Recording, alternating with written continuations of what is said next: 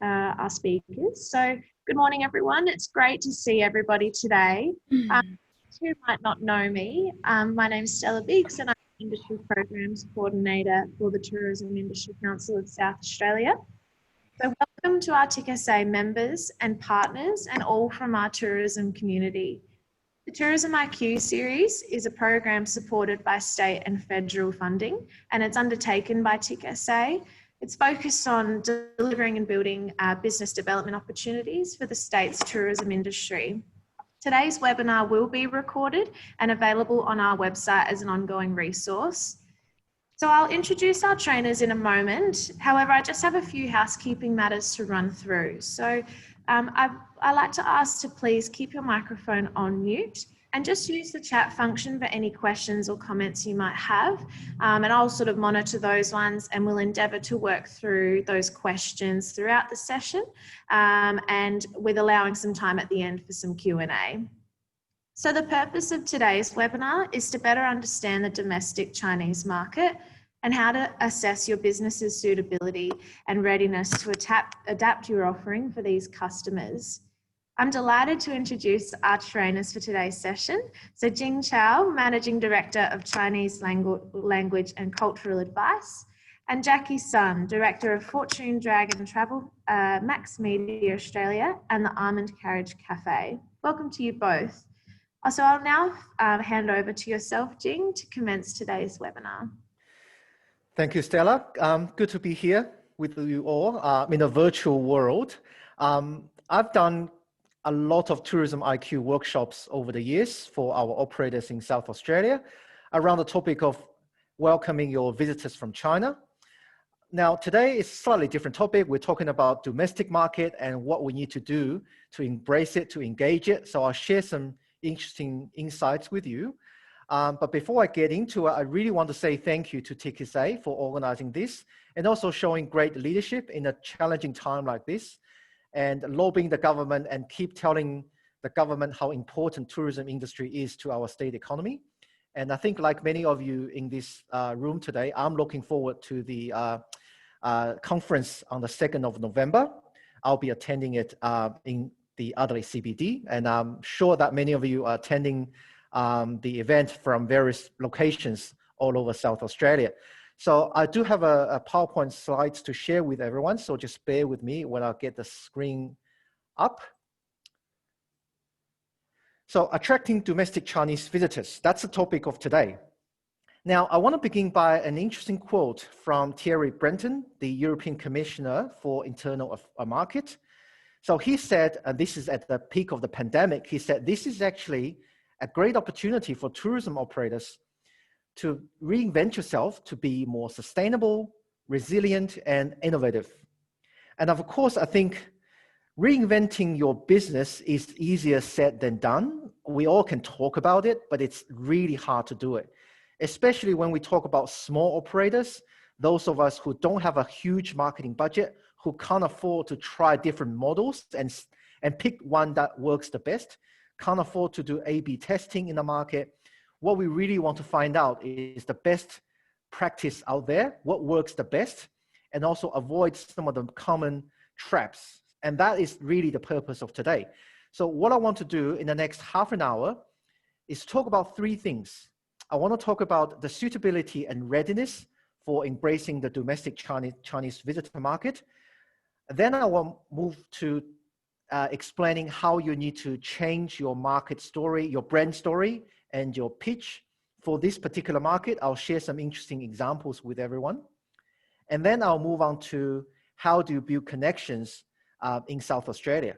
And then after those points, I'll introduce my friend Jacky Sun, who is an inbound operator who has done some really clever marketing campaigns, working with the industry, with the government in the last few months. So Jacky will present some really amazing case studies to hopefully back up my theory. So let's get into it. So the first thing I'm going to talk about is the suitability and readiness. Now, in any situation, when we want to convince business owners to change their business model or embrace a different target market, it always begins with the question, why? Like, why do I have to do it? And I think in this case, it's pretty clear to us why we have to do it, because looking at the interactive map from IATA, which is the International Trade Association for all the airlines in the world, I got this from yesterday, in fact, and you can see most of the countries that is trading with Australia or having visitors coming to Australia, they are either in complete or partial lockdown.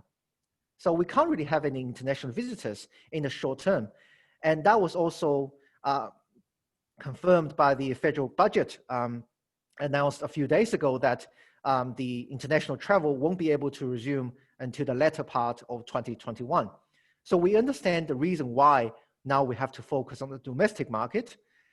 It's a matter of defining what is the market and also understanding what do we need to do to tap into it. So let's look at some numbers, because I'm a big fan of numbers. Numbers never lie. So this is based on the 2016 census data. So if you want to understand how big the market is, well, here's the latest, well, not so latest, but at least the most trustworthy figures that we can get access to. So in 2016, Sydney is home to nearly 500,000 people who identify themselves as either born in China or of Chinese descendants. And in Melbourne, it's about 356,000, and then you can see the numbers gradually decrease. So if you add all those numbers up, there's about 1.2 million Chinese living in Australia. And out of these 1.2 million, about 40% of them were born in China. Okay, the rest, 60%, were not born in China, but perhaps in other countries, or they were children of early migrants. And the other interesting facts that you can find is that for those who were born in China and came to Australia, about half of them came to Australia after 2008. Okay, so nearly half of those Chinese migrants came to Australia after 2008. So relatively new to Australia. So that's the kind of the size of the market we're looking at. 1.2 million Chinese living in Australia, the majority of them living either in Sydney or Melbourne. And of course, the question that everyone's bearing in mind is when we're going to reopen the border. Well, I think that's a different discussion, which we're not going to go down into further for today. So in South Australia, as you can see here, we have about 50,000, but two things here. One is that that's a 2016 figure. We have seen a dramatic increase in visitors from China, students from China since 2016 because of the China Southern Airlines. And also that number doesn't include the massive student population. And for those of you who are already engaging in this market, you will know the importance of having international students to actively promote your products and services to their homes back in China. So in 2019, when we look at South Australia, there's about 15,000 students from China, and that is out of 43,000 international students in South Australia. So that is the size of the market we're looking at. What's really unfortunate as a management consultant, every time when I present a business idea to my clients, I always try to back up with some hard data, some hard evidence.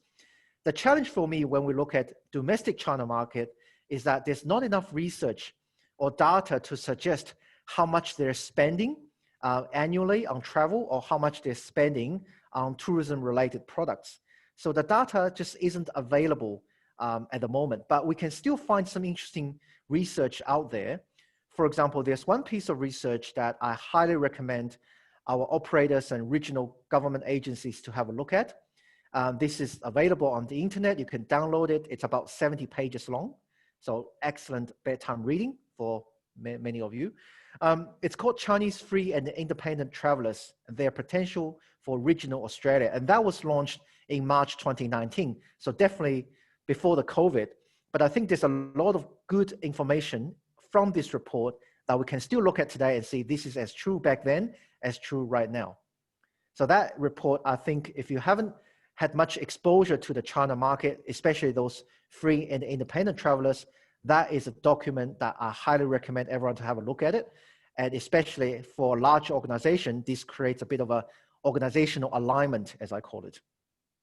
So there are a few points I want to highlight here, which is not necessarily advice, but more of a things you need to think about. Okay.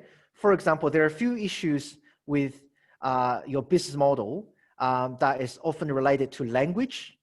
Now, the argument I would like to put forward here is that if you're trying to talk to the domestic Chinese market, those who are already migrated to Australia, perhaps language isn't a massive issue anymore. But once again, I don't have any data to back up that claim. I'm simply making the assumption here that perhaps language is less of a problem for some of these Chinese travelers. But that should not suggest that you can eliminate the need for Chinese translation of documents. I think that you still need to have things translated into Chinese because people always feel comfortable reading in their first language. But let's say you're a tour operator or you're a restaurant operator, trying to get the Chinese to order something on the meal, perhaps is no longer a massive challenge for you because these visitors would have some level of English. So that's the first thing you need to think about it.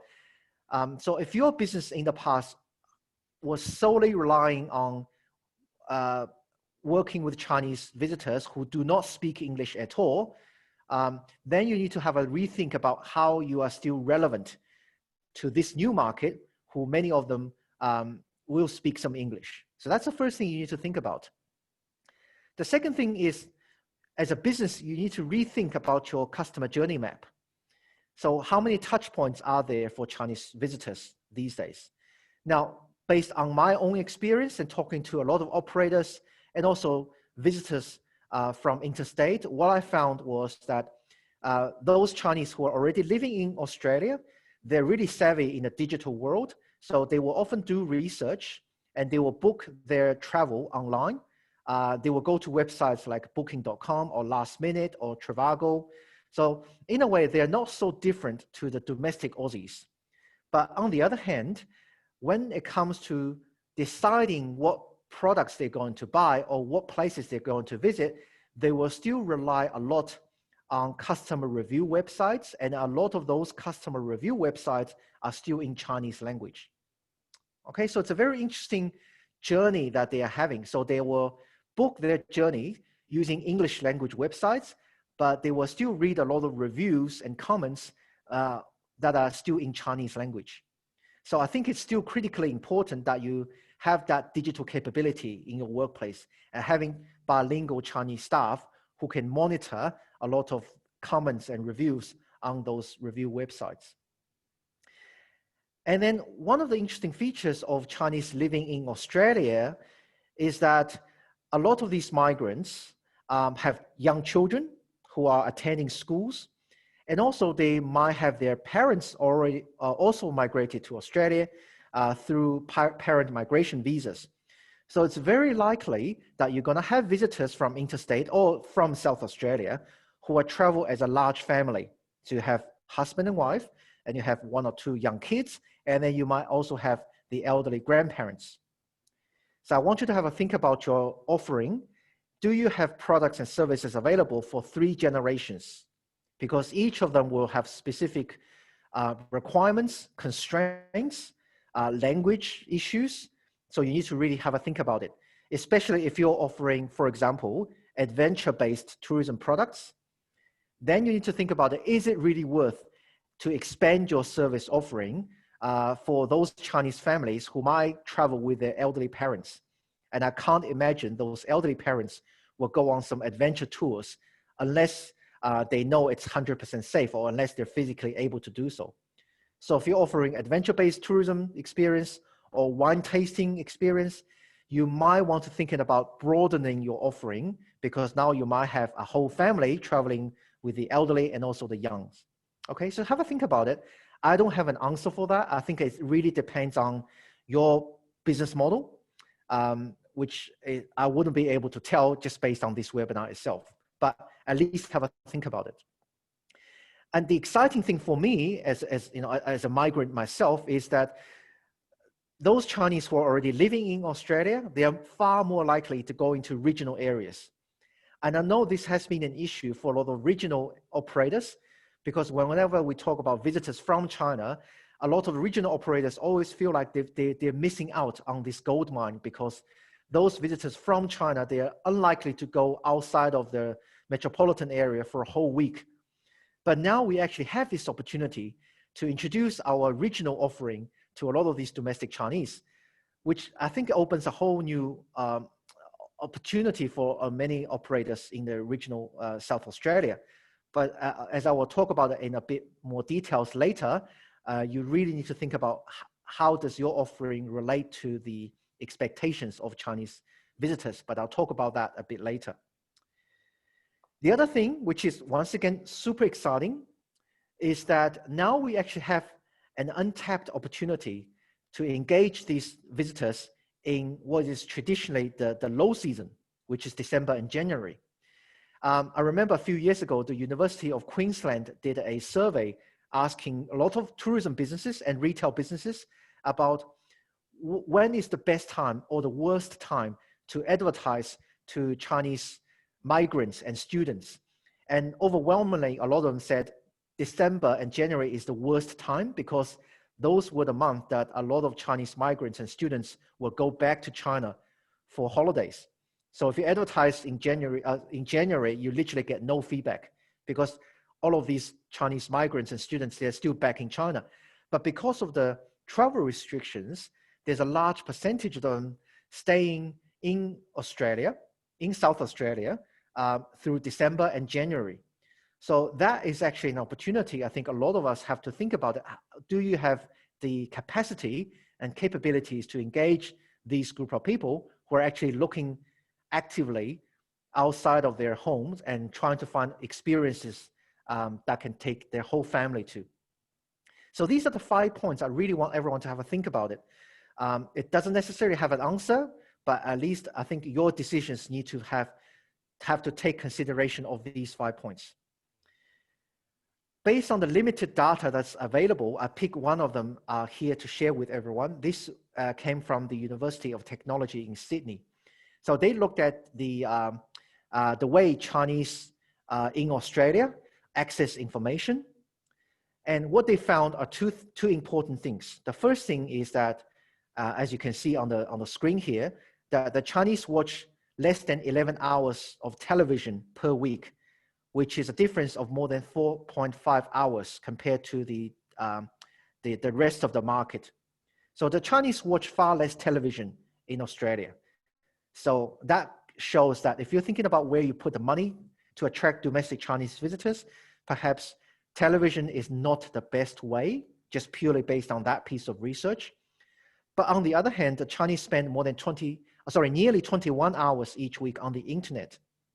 So that once again goes to show how important it is for you to have a digital footprint, right? To have at least your website up there and at least have some sort of digital presence through some industry peak bodies or through some SATC websites. So it's still the internet that dominates how Chinese people in Australia access information. So internet is still the #1 priority if you're thinking about which channel you should pick. Now, I'll go through this one fairly quickly because I would assume that many of you have already got a website to showcase what your product offering is. And for a lot of regions, you would have a website to tell the visitors what your region has to offer. But a few points I'll quickly run through here. I think you still need to have a Chinese language page, or at least a sort of intro landing page, because it's still people's first language. So use professional translation, stay away from Google Translation.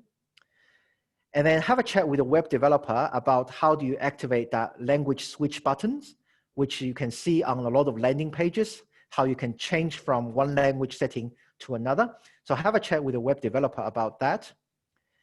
If you are talking about videos, make sure you have Chinese subtitles. In fact, about 5 minutes before this webinar, I received an email from a regional tourism organization because they have a series of videos and they were asking me whether it's worth having Chinese subtitles. And my answer to that is absolutely necessary. Okay, so having Chinese subtitles on those videos, which doesn't cost a lot of money. I mean, if you don't want to use a service provider in South Australia, you can simply go onto websites like rev.com, R-E-V, rev.com. They can translate these subtitles and transcripts and with a fraction of the cost. Imagery is important, but I think that goes to every market you're trying to tap into. I don't think that's uniquely Chinese. It's really for everyone. Having a right sales pitch, I'll talk about the pitch thing in a more details a bit later. And then you need to have a conversation with a China expert about the content and the layout, whether it's suitable for the market. And a lot of the operators over the last 4 or 5 years, through working with a few service providers and also regional bodies, have developed their own accounts on Chinese social media. So if you have them, you need to promote them. Okay, don't let it just sit there. Activate them, talk about them on your website, because people do click on those things once they see the icons. But of course, these are very basic level advice. I think depending on your business model, I might be able to give you more tailored advice, but this is more of a generic advice I'll give you. You need to think about your brand story and offering. Now, what do I mean by that? If your market material has something along the line of there's nothing like Australia, not to say anything bad about Tourism Australia, I have a good relationship with them, but I really want to challenge you to take a step further, because a claim or a pitch like this really doesn't showcase what you're best at. A Chinese person will read this thing and say, yeah, whatever. Okay, I want you to have a think about what is it really special about your business or your region that is not substitutable. Now, I want to give an example of that. Have a think about a car brand, Land Rover. Now, I'm not a Land Rover owner, but every time I think of the brand Land Rover, I think of adventure. I think of off-road, four-wheel drive. And of course, there are a few other things that everyone can relate to, but that to me is the essence of Land Rover. And if you ask their chief creative officer, Jerry, he would agree. He would say that off-road capability is their DNA. Because everything else, like technology, quality, sustainability, everything else is substitutable. Everything else is shared by all the other brands. What are you left with is the DNA. That's the essence of your brand. For the Land Rover brand, it's the off-road. So I want you to have a think about your marketing collateral and get rid of all those words like premium experience or unique or attention to details, because everyone can use those words. Get rid of those things. Think about it. What is the core of your business? What is the essence? What is the DNA of your offering? And try to write a story about that. That is what the Chinese are looking for. Okay. In the past, we can rely on words like pristine green environment or natural beach to attract visitors from China. But those words are no longer magic, because we're talking to Chinese who are living in Australia. So if you're talking about words like wildlife, beach, clear sky, those words no longer work because they're already living in it. So you need to dig deep and think about what is the special thing about your business. And I'm sure if we dig deep enough, there's always one or two things you can talk about it, which make you really proud about why you get into this business in the first place. And have a think about your service offering. So I've got here a sort of a matrix system I use with a lot of export businesses. And I think it's still relevant for tourism businesses. The first thing you need to eliminate is your brand dog. And I don't think it should be too hard for you as a business owner to think about what is the brand dog you have, which gives you low cash return, that doesn't align with the COVID restrictions, have a negative image about yourself. Get rid of that. Now, in the past, when the money is just pouring, when everything's going well, I could say to a lot of businesses that you need to think about your brand builder, build your brand. But I think in these challenging times, I would suggest that you still need to think about your brand builder, have a think about it every so often, but don't invest heavily into brand building exercise, because what you really need to focus on is your cash builder and your brand hero. So cash builder gives you a lot of cash return that may not necessarily align with your brand image. For example, if you're a restaurant, perhaps alcohol is your cash builder, Now, alcohol doesn't necessarily say anything about your brand, but at least it's a cash builder, right? So that is something that you need to focus on. And also the brand hero, which is something that is aligned with your value, your beliefs as a business. What is it and how you're able to talk about it. So as a business, I think this is the time you really need to get rid of some of the unnecessary products and services and focus on your cash builder and your brand hero. Now, the challenge is if you're a regional tourism body or a large organization, you really need to do this as an internal exercise with your team to work out, does everyone agree on the decision? Because quite often in my experience working with organizations, quite often internally, people don't agree with what is the brand hero. So I think this conversation is more important than ever because you have limited marketing budget. You have, not so much a sizable market anymore. So you really need to be clear of what is the product you're going to talk about.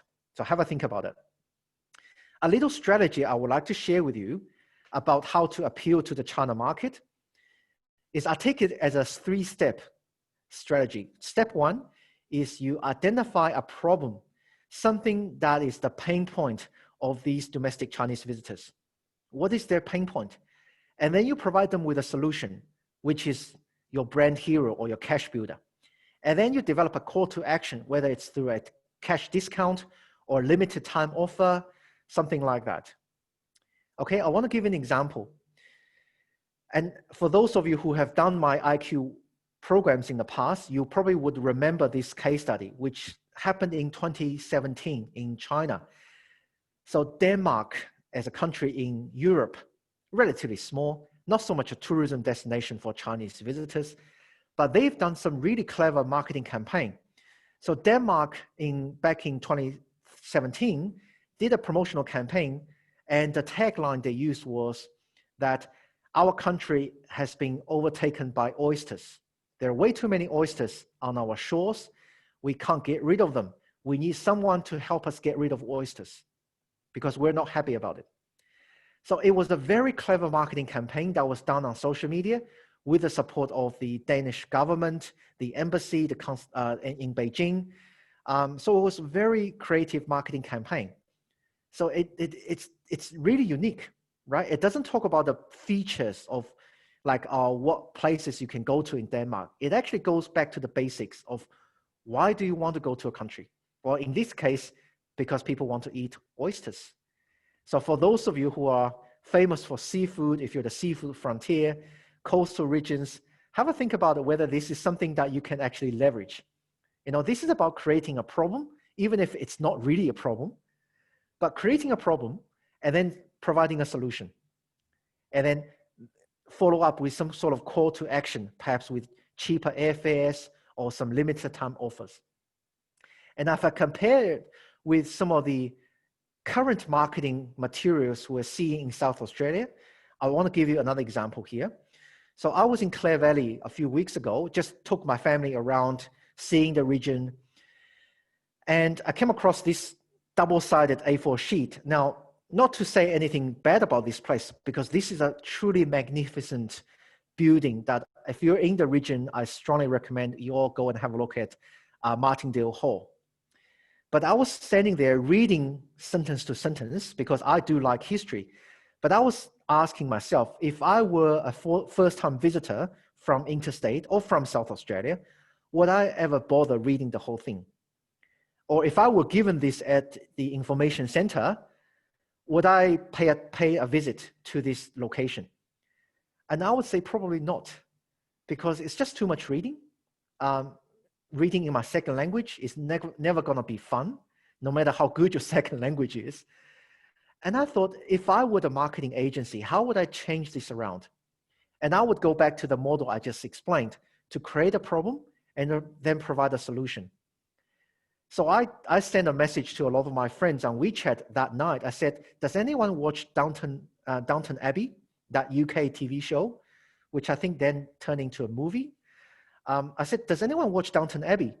And a lot of my friends said, yeah, we watched it. And we wonder what it actually felt like to walk into this mansion of, in the 18th or 19th century. And I said, well, there's actually a place in South Australia you can go. which is only an hour and a half from Adelaide. And a lot of them said, really? So I think I literally created a problem on social media for all of my friends. So, and I think that is a far better way to talk about what your product offering is, rather than going through an A4 sheet of paper talking about the features of your destination or the features of your products. So have a think about it. Is there a problem out there? If not, can you create one for them to make them realize, oh, shoot, I need to look into this, and then present them with a solution? That is the best way to tap into this market, because Chinese people actually we do respond to this type of marketing really, really positively. And just because you got something that is technical or a bit boring to say, doesn't necessarily mean that you can't embrace the creative side. You can actually try something quite creative to talk about something that is rather technical or boring.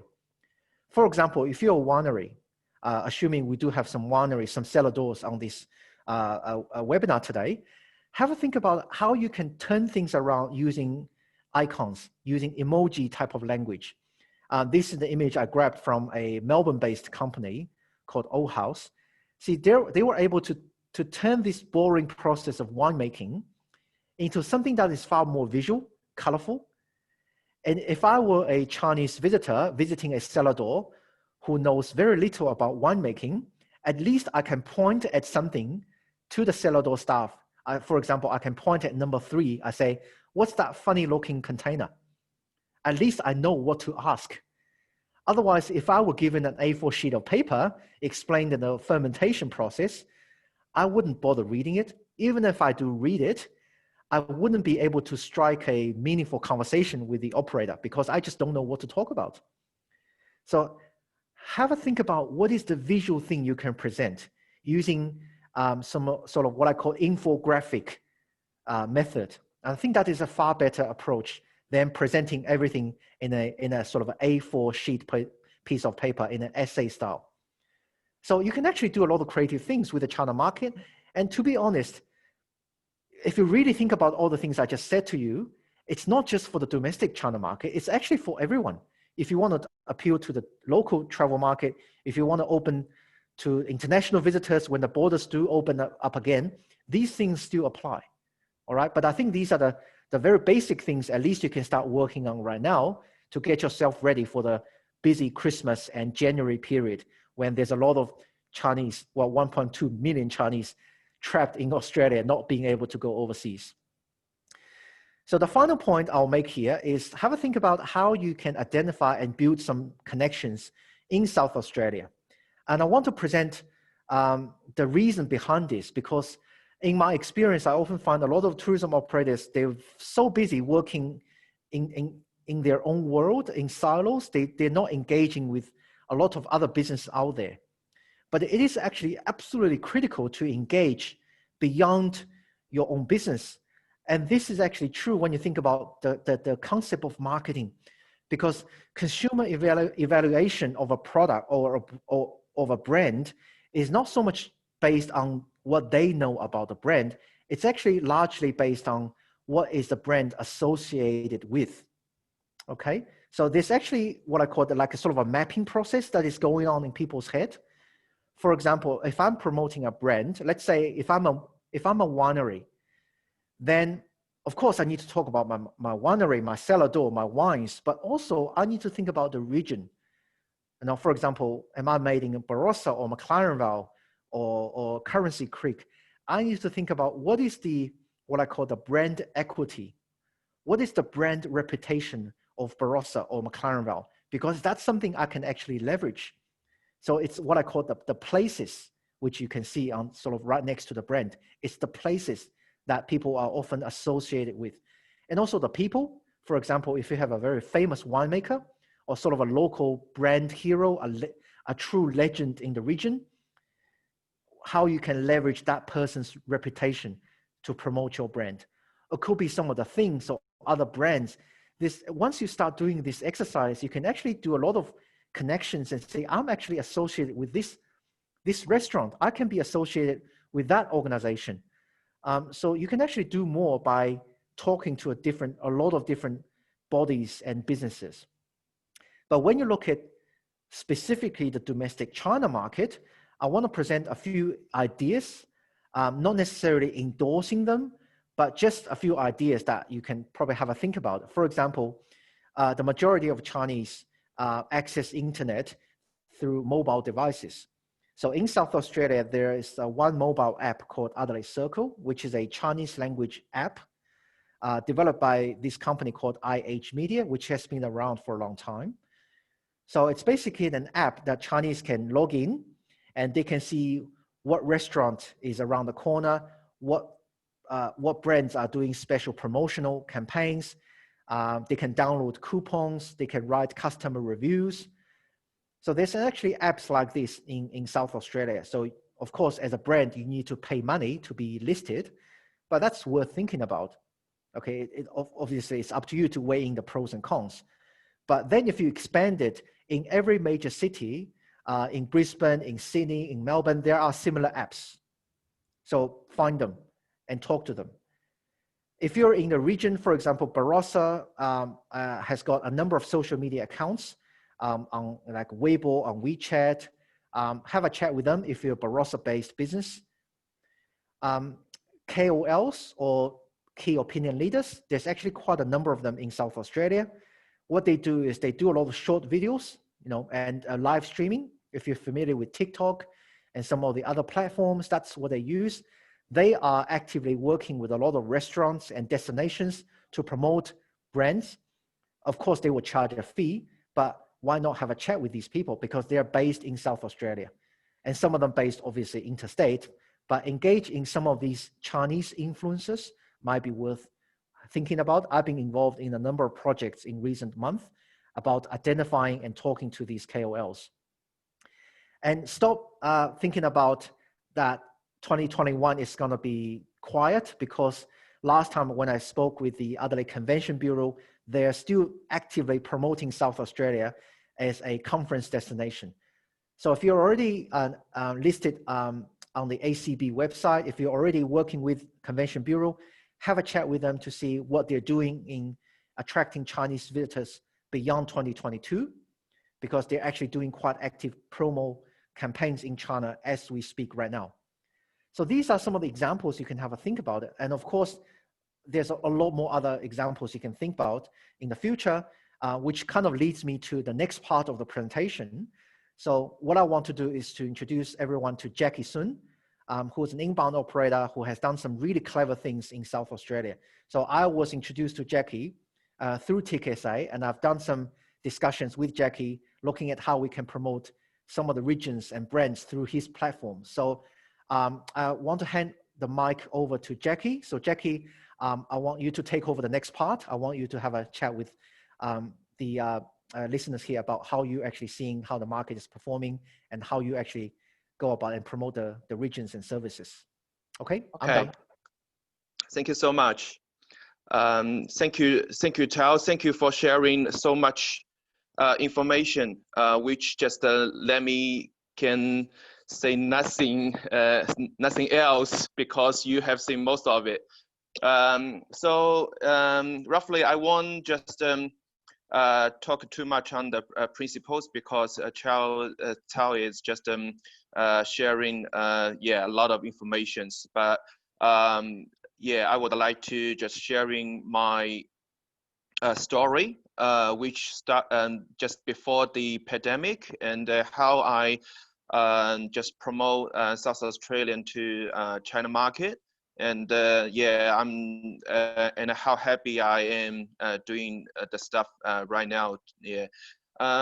So in February, as you all know, it was Chinese New Year, which is the best time for our Chinese tour operators. But unfortunately, the pandemic started during this Chinese New Year, and we lost all our business, which is just very sad. After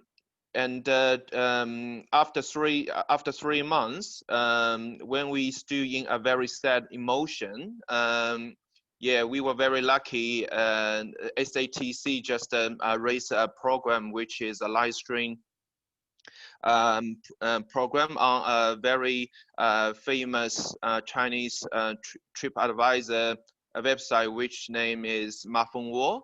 And yeah, we just starting live stream to Mafengwo through social media and WeChat. So yeah, it was a coincidence because we just get that opportunity from SATC, but yeah, we just find out it's very interesting because as you know, people come travel at in March and April, so they can only stay home and watching TV and just visiting internet websites, and they've got a plenty time to watch live stream. And we just find out, wow, this yeah, if people come to South Australia, why not we just you know, show them around on live stream. So yeah, we started doing that, and yeah, after about 3-4 months, we find out we've got a lot of followers. And myself is becoming a celebrity. So yeah, just a lot of people say, oh well, if we want to go Australian or South Australian, yeah, we want to just approach Jacky, because Jacky just show us around, and he's so famous. I'm becoming famous on their website. So yeah, and then I starting just approaching a lot of local tourism business to just have that live stream to promote their business, and it's becoming very successful and program. Yeah, just this is a story what I have done in last half year. So according to Charles sharing, I would like to just highly recommend you. The first thing you can do is to approach local tourism body, like Council Tourism Association, and SATC, and of course TICSA, because they are the expert of the industry, and they know not only the local tourism market, but also the Chinese tourism market, because they've got a lot of connection with Cao and myself, who is good on the Chinese marketing. So yeah, I think the first thing you can do is to approach the SATC and TICSA for help, because they are the other business might shut down, but SATC and the TICSA, they never close. So I highly recommend you guys to have a look at it and approach them. Another thing is the wording and the photos is no longer the tourism promotion way, because more and more people, because of the COVID, they more watching videos, and they just you know, they've got a lot of time to watch videos instead of spending a lot of time reading.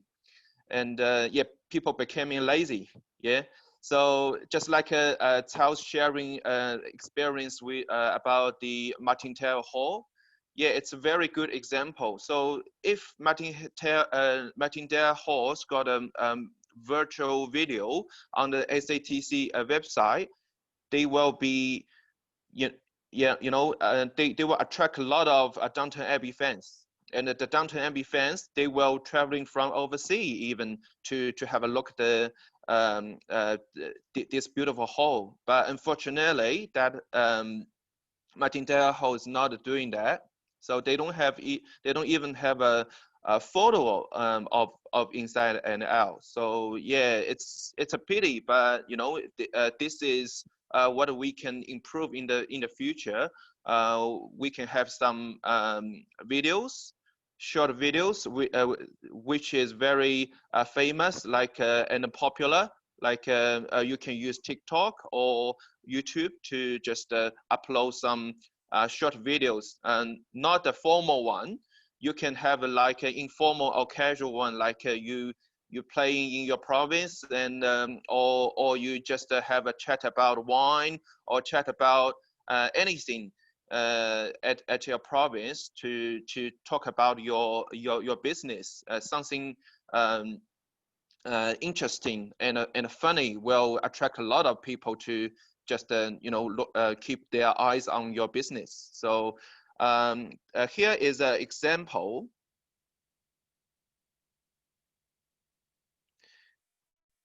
Let me share a post of our live stream.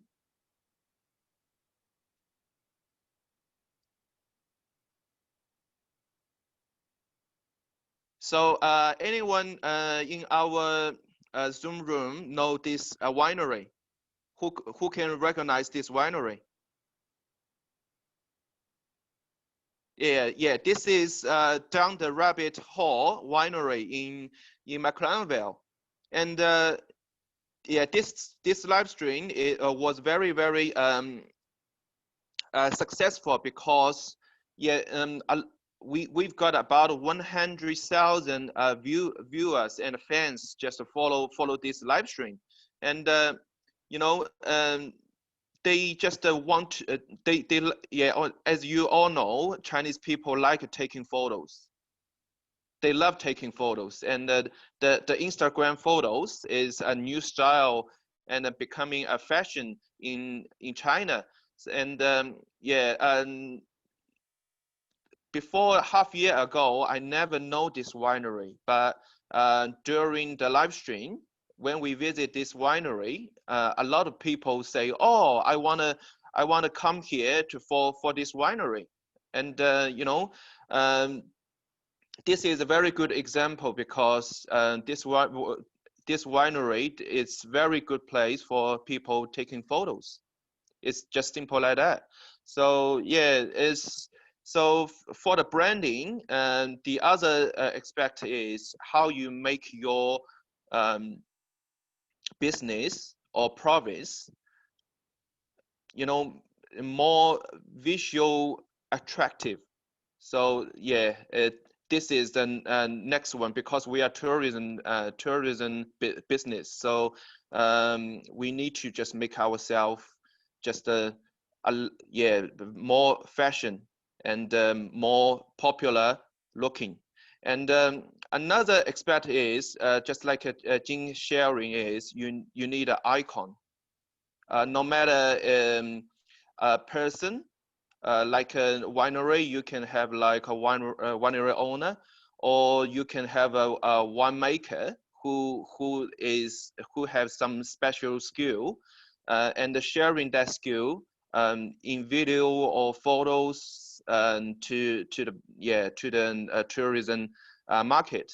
So the icon or the celebrity is becoming a very important aspect of your marketing. Another very important experience I want to share is as a tour guide, when I was watching a lot of tourists' behavior, because we have like a Barossa Valley, McLeanville, and Victor Harbor tours. But when they visit these like towns, like a Handorf or McLeanville, majority of the Chinese visitor, they will visit the shops or restaurants who's got a Chinese sign.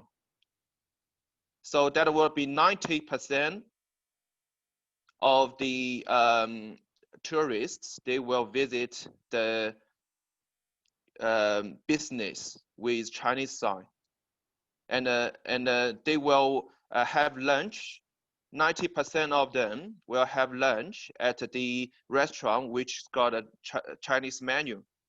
Not necessarily the whole menu, but some simplified Chinese menu, and they will love it.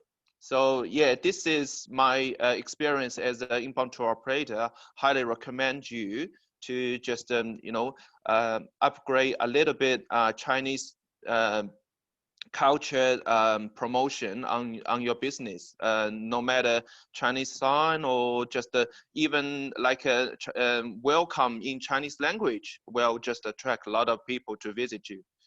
And that's all, and I think there's many way we can just promote our business, and that the COVID changed everything, so we need to move on to do our best, work with local tourism body, and work with other tourism Chinese tourism business to promote local Chinese market.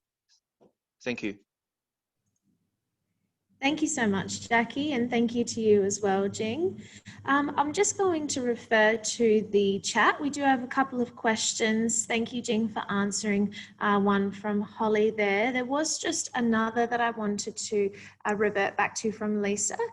Her second question there was, how do we best tap into the Chinese student market?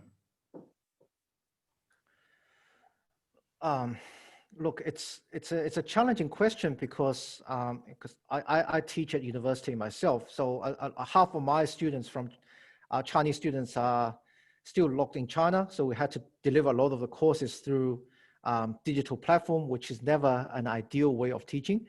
So there's still a large proportion of them still in China, but those who are already back in South Australia, they are eager to see our states. They're eager to travel because they got all these times up to themselves.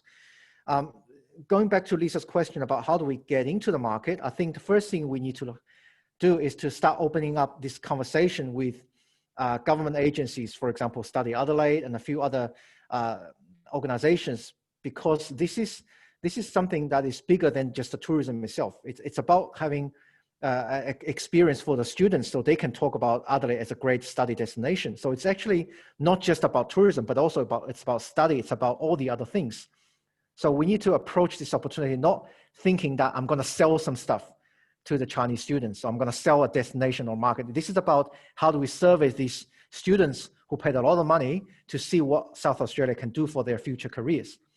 So you almost have to start wearing a slightly different hat, that not just thinking as a tourism operator, but also someone who understands a little bit about education and what's best for these young adults, what's best for their future. So almost like you need to think about, in a way, employment opportunities, because the example, if you remember a few years ago in Queensland, they had, the best job in the world advertising campaign, which is hugely successful throughout the world. And I've been looking into that and trying to think of how we can encourage some of the local operators to actually think about how you actually can, for example, create an advertising campaign that also is related to some of the employment opportunities for these young Chinese students, to say you get a 6-month internship working with us to deliver a China-ready project, for example. That will actually get them to be the brand ambassadors for your destination, for your product. Because otherwise, if you just approach these people like Study Adelaide or the student association within universities, they're going to say, look, we're not really in the position to talk about these sort of things. So it's about, sharing information. It's about giving them what they are looking for. And can I just have some additional advice? The simplest way is very, very simple. Just ask some of your Chinese background friends help you to set up WeChat account, and take some photos and good videos of your business, and let your friends to share on their moment. So this will that will be very, very simple and the easiest way, and it costs you nothing to promote your business in Chinese community. Absolutely, because if you want to win the car race, the first thing you need is a car. So first thing you need is a digital visibility. And if anyone needs a Chinese-speaking friend, if you don't have any, I put my hand up. I can be your friend. I desperately need some friends. I put my hand on as well. So Jack and I can be your friends if you want some help with setting up even simple things like your personal WeChat account. Yeah, but having that visibility on social media, I think I agree with you, Jacky. That's the most important thing. That's a starting point. That's great. And just a follow-up question, sort of on a similar note there. So Elisa's also just asked, what restaurant and cafe, for restaurants and cafes, what platform do Chinese use to find them and search for reviews? I think Jacky will probably be the better position to answer that. Okay, so for Chinese market, especially international students and the migrations. However, we do use like Uber Eats and Menulog and the other stuff, but you know, majority of us still will looking on some Chinese platform like Mafengwo, the Chinese biggest trip advice website. And we will just look on the WeChat moment from the our friends and families referral, just like a word to word, or yeah, just we will look at people's moment. Just for example, if one of my friends visit a restaurant and take some photos on that restaurant and take the dishes with beautiful photos, so we will ask them. So yeah, so where is the restaurant and where is the location? Yeah, we will go for it. So my suggestion is one is you just have those like a Chinese background platform ready, and it's cost you nothing because most of them they won't charge you for any account settlement.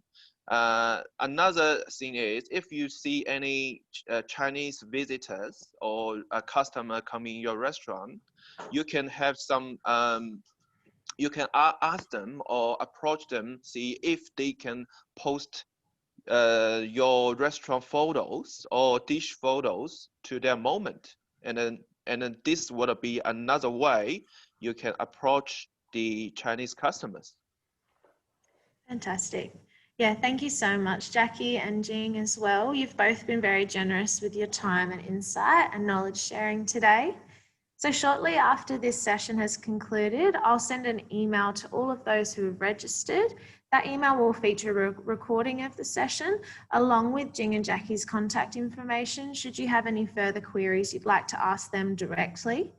You'll also receive a survey and we would greatly appreciate your feedback. And please include any other future areas of training you would like to see be delivered. I'd also just like to highlight a current offer from TICSA in relation to our China Ready and Accredited certification.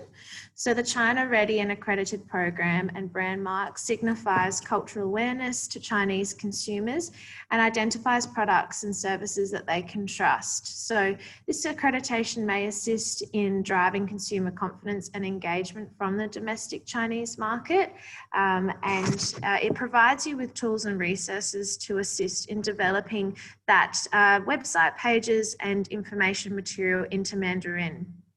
So we're currently offering our China Ready and Accredited program for our QTAB certified businesses through to the complimentary until the end of this financial year.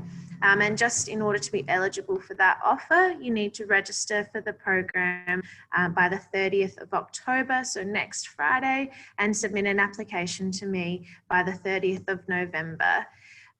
So for more information, you can just email me directly. I'll include some information on a follow-up email to all of the registered attendees for today. And thank you once again to Jing and Jacky and to all of those who have joined us for today's workshop. I look forward to seeing you all at our Tourism Restart conference on the 2nd of November. For those who can make it, it is being held in 10 locations across the states. So really hope that we can see some of you there. Hope you all have a great day. Thank you so much again. Thanks, Jing. Thanks, Jacky. Thank you very much. Thanks, everyone.